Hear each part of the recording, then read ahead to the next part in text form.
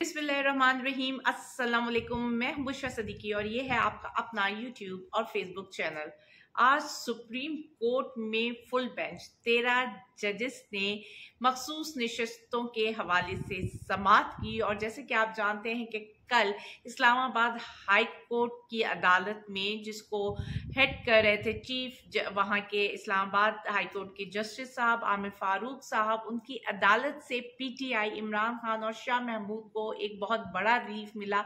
Cipher case उन्होंने सिरे से उड़ाकर रख दिया और इमरान खान शाह महमूद कुरैशी उसमें बाइज्जत बरी हुए। लेकिन इसमें एक और भी नहायत दिलचस्प मामला आज हुआ है, हम इस पर बात करेंगे। लेकिन आज जो कुछ भी होता रहा उसके दरमियान एक खबर चली कि इमरान खान को कोट लखपत जेल में शिफ्ट किया जा रहा है।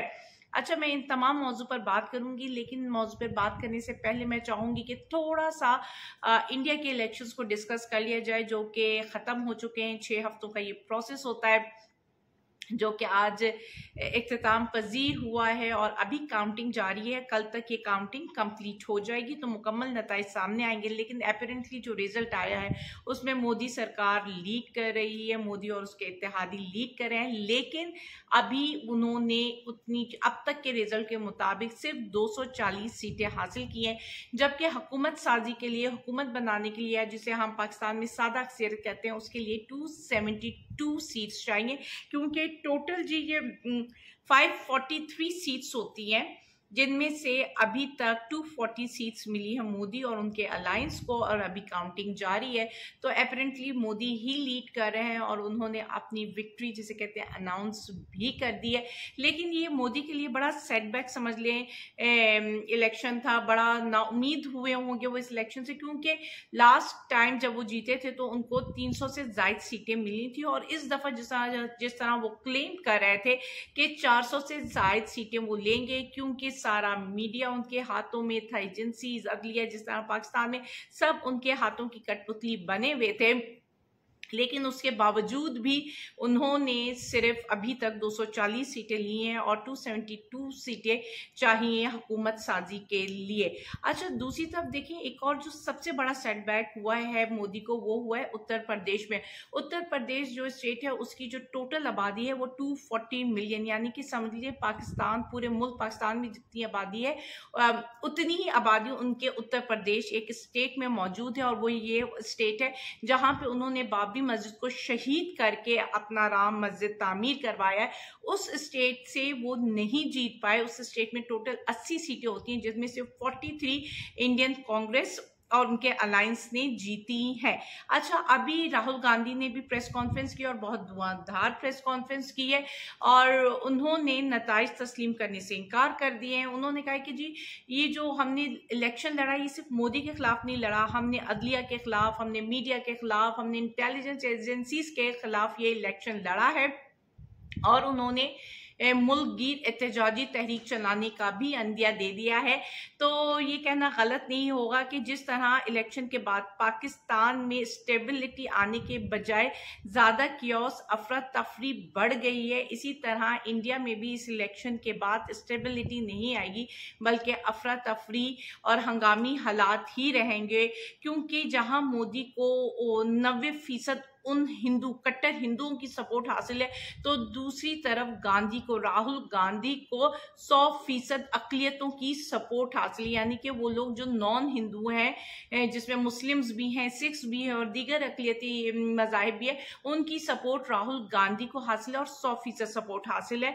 तो देखते ये है कि इंडिया के इलेक्शन के बाद क्या हालात रहते हैं, क्योंकि उनके हालात भी पाकिस्तान की तरह पाकिस्तान से कुछ मुख्तलिफ नजर नहीं आते हैं।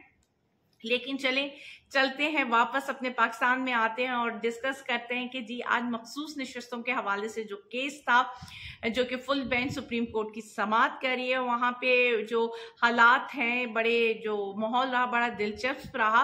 क्योंकि मखसूस नशस्तों के बारे में कम बात हुई, घुमा फिरा कर सारी बातें, ऐसा लग रहा था जैसे सब ना तहिया करके आए कि फायज ईसा की लेकर आएंगे बल्ले का निशान छीनने पर। तो मुड़ कर सारी बातें एक चीज में आ जाती थी कि जो बल्ले का निशान लिया है ना, यही तमाम फसाद की जड़ है। ना बल्ले का निशान लिया जाता, ना इतना क्यास होता, ना पूरा का पूरा इलेक्शन मुतनाज़ा बनता। तो तमाम इलेक्शन को मुतनाज़ा करने की जो वजह थी वो बल्ले का निशान छीनना था, जिसको फायज ईसा साहब जो लास्ट समात थी और आज की समात है डिफेंड करने की कोशिश करते रहे। और अब आपको पता है कि फायज ईसा साहब को बीच बीच में बोलने की आदत है, ना वो वकला को बोलने देते हैं, ना साथी जजेस को बोलने देते हैं।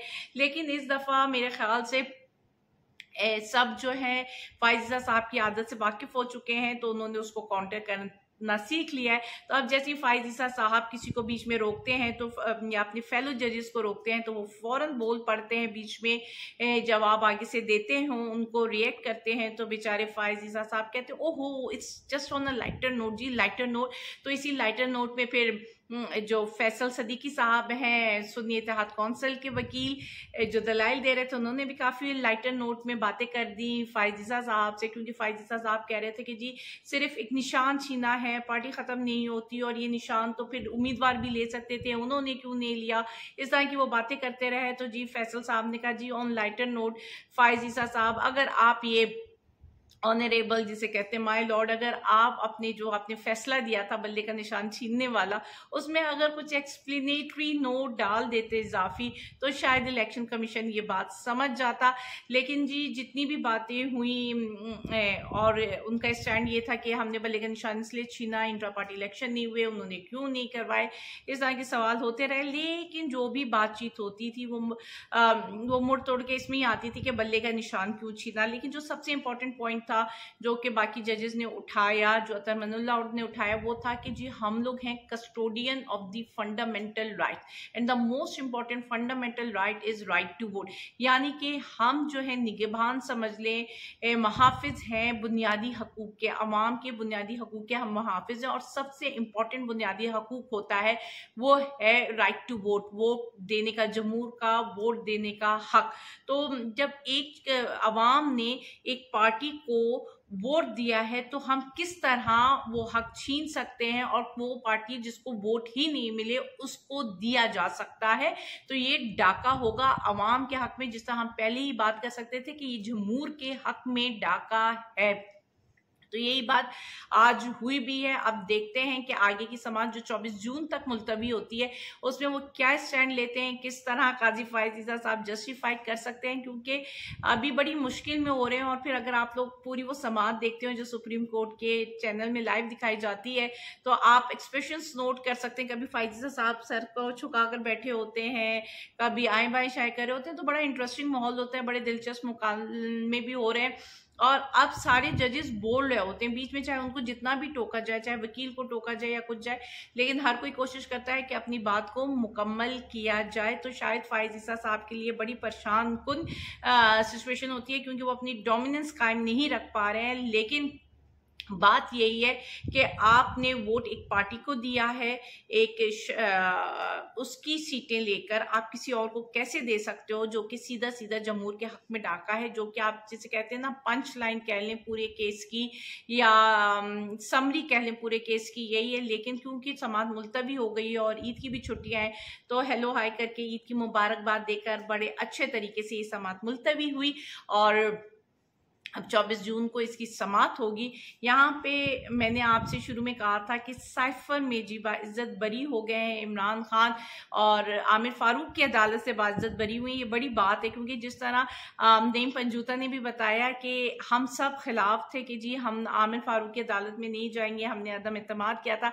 लेकिन इंतजार पंजूता साहब डट गए थे, उन्होंने कहा था कि नहीं हम ऐसा कुछ नहीं करेंगे, हम इसी की अदालत से इंसाफ लेकर आएंगे। तो खैर से इंतजार पंजूता साहब की मौक़िफ़ की जीत हुई। लेकिन यहाँ पे जो मैं इंटरेस्टिंग बात बताना चाह रही हूँ वो ये है कि जो साइफर केस था जिसमें इतने सारे इल्जामात लगे, उनमें इल्जाम ये था कि इमरान खान ने साइफर की कॉपी गुम कर दी है। अब दानिस्ता तौर में या ना दानिस्ता तौर पे, लेकिन इमरान खान से ये कॉपी गुम हो गई है। तो आज की खबर और दिलचस्प खबर ये है कि फॉरेन ऑफिस ने तमाम की तमाम क्लासिफाइड कॉपीज ऑफ साइफर बहुत कामयाबी के साथ रिकवर कर लिए हैं। वो उनके ऑफिस में मौजूद हैं। उन्होंने जी ज़राए के मुताबिक उन्होंने खत लिखा था स्पीकर हाउस में, सेनेट ऑफिस में लिखा था कि जी हमें वो कॉपीज वापस की जाए, और वो तमाम की तमाम कॉपीज वापस हो गई, यानी कि कोई कॉपी गुम हुई नहीं थी। अब वो जो एक खदशा था, सिक्योरिटी खदशात थे कि जी ये कॉपी जो है क्लासिफाइड कॉपी है, गुम हो जाएगी तो बड़ा कोई सिक्योरिटी का रिस्क है, तो मेरे ख्याल से अब वो तमाम खदशात खत्म हो जाने चाहिए, क्योंकि cipher copies successfully foreign office ने रिकवर कर लिए क्लासिफाइड साइफर कॉपीज। अब जो तीसरी बात मैं करना चाह रही थी वो ये थी कोट लखपत जेल में जाने की, कि अब आप देख रहे हैं कि खबर चल रही है और बड़े डिस्कशन हो रही है कि इमरान खान को कोट लखपत जेल शिफ्ट किया जा रहा है। अगर ऐसी बात है तो मुमकिन वजूहत क्या हो सकती है? मुमकिन वजूहत ये भी हो सकती है, एक वजह ये हो सकती है कि इमरान खान पर और प्रेशर डालना, क्योंकि उनको सब कुछ करके देख लिया है, वो उन्होंने डील कर ली, करने की कोशिश की है। और जिस तरह हामिद मीन ने आज क्लेम किया है कि नवाज शरीफ तक मिलने गए हैं और इमरान खान ने नो कर दिया है कि मैं कोई डील नहीं करूंगा और मैं सुरखरू होकर अदालत से निकलूंगा। तो जब आपको पता हो कि आपने कुछ गलत नहीं किया तो फिर आप डील नहीं करते। डील वही करते हैं जिनको पता होता है कि हम गिल्टी हैं, और अदालत में अगर फ्री एंड फेयर ट्रायल होता है, इंसाफ के तकाजों पर, आइन के तकाजों पर, लाइंस पर चलते हुए ट्रायल होता है, तो फिर हम बच नहीं पाएंगे, तो फिर वो लोग डील करते हैं। लेकिन जिन्हें पता है कि वो नीट है, क्लीन है, उन्होंने कुछ गलत नहीं किया है, तो फिर वो डील नहीं करते हैं। तो जब नवाज शरीफ भी मिले हैं उनसे, जिस तरह के हामिद मीर क्लेम कर रहे हैं, तो उन्होंने डील नहीं की है, तो शायद और सख्ती करें, क्योंकि हुकूमत है जी थीफ मिनिस्टर की, 47 वाली फॉर्म पे बनने वाली मिनिस्टर की, जिनमें ग्रजेस हैं, जिनमें बदला लेने की बहुत सलाहियतें मौजूद हैं। तो हो सकता है कि उनको और तकालीफ देना। दूसरी ऑप्शन ये भी हो सकता है, क्योंकि जिस तरह केसेस में बरियत हो रही है इमरान खान की, तो अगर इद्दत वाला केस जो कि 7 जून को समाअत के लिए मुकर्रर होता है, उसमें भी बरियत हो जाती है, इमरान खान को छोड़ना पड़ेगा, तो अडियाला से जिस तरह क्राउड आ जाएगा वो कोट लखपत जेल में मुमकिन नहीं है। तीसरी बात ये हो सकती है कि जिस तरह अडियाला जेल में कम्युनिकेशन हो जाती है, सहाफ़ी चले जाते हैं, मुलाकातें हो जाती हैं, तो कोट लखपत जेल में इस तरह की आसान नहीं होगी मुलाकातें होना, सहाफ़ियों का मौजूद होना, ख़ानदान वालों का मिलना, वकला का मिलना, या पॉलिटिकल जो इनके लोग हैं, पार्टी के जो मेंबर्स हैं, जो जाकर वक्तन फ़वक्तन गाइडलाइंस लेते हैं, तो वो मुलाकातों में मुश्किल हो सकती है। तो इस वजह से वो चाह रहे हैं कि मुलाकातें मुश्किल हों, इतना जिस तरह इमरान खान के बयान बाहर आ रहे हैं वो कम से कम आ सकें, तो ये वजह भी हो सकती है। अब देखते हैं कि आगे कल तक ये कंफर्म न्यूज़ हो जाएगी कि उनको शिफ्ट कर रहे हैं कि नहीं कर रहे हैं, लेकिन आज सारा दिन ये बातें होती रही हैं। और जिस तरह अभी मैंने बताया है कि इद्दत केस की जो समाअत है वो 7 जून को मुकर्रर हो गई है। पहले जी वो एंड ऑफ द मंथ में चली गई थी, ईद के बाद 28 जून की थी मेरे ख्याल से तारीख दी थी, जिसके लिए फिर जो वकील हैं खालिद यूसुफ साहब और सलमान सफदर साहब, उन्होंने अपील वो दरख्वास्त की कि हमारी अर्ली लगा दीजिए हियरिंग, तो फिर उनको तारीख दे दी गई जो कि 7 जून मुकर्रर हुई है। आप देखते हैं इसमें क्या होगा, क्योंकि पिछली जो लास्ट समाअत हुई थी जिसमें उन्होंने फैसला सुनाना था और फैसला नहीं सुनाया, जो कि साफ बताता है कि किस तरह के वो प्रेशर में थे जज साहब, और जो भी घटियापन का मुजाहरा हुआ था उस अदालत में। तो अब दोबारा से केस लग रहा है, दोबारा से दलाइल होंगे, फिर वही घटियापन, वही घटिया बातें होंगी, अखलाकियात से गिरी हुई, मेरे पास अल्फाज नहीं है, सॉरी मैं घटिया वर्ड बोल रही हूँ, लेकिन घटिया से भी ज्यादा कोई वर्ड हो सकता है ना, तो वो इस केस के बारे में हो सकता है, जिसमें अखलाकियात की जिसे कहते हैं तमाम हदों से गिरे हुए ये केस है, और जिसमें जो आर्ग्यूमेंट्स होते हैं और जो खबर मानिका ने किया, मतलब वो बिलो द बेल्ट बातें हुई हैं और फिर से वही चीज दोहराई जाएगी। तो मेरे ख्याल से ये एक औरत की तजलील है, और जिस तरह से पूरा इंटरनेशनल मीडिया आपका मजाक उड़ा रहा है कि जी इमरान खान साइफर में क्लियर हो गया, अब वो अगर जेल में है तो वो सिर्फ शादी करने की वजह से जेल में है, मतलब अब ये हेडलाइंस है आपकी। और यहाँ पे आखिर में मैं अपने व्लॉग की कहती रहूंगी कि अभी रशियन की तरफ से भी एक स्टेटमेंट आई है पाकिस्तान के हवाले से कि जी पाकिस्तान के लोगों को बताना है, उन्होंने रिएक्ट करना है, उन्होंने बताना है कि जो कुछ भी मुल्क में चल रहा है वो उसके साथ है कि नहीं है। तो मेरे ख्याल से अब वक्त आ गया है कि हम लोग को अपनी आवाज़ भरपूर तरीके से उठानी चाहिए, सही सफ़ों में खड़ा होना चाहिए और अल्लाह से ये दुआ करनी चाहिए कि अल्लाह ताला हमें सही सफ़ों में खड़ा कर। मुझे इजाज़त दीजिए, अल्लाह हाफिज़।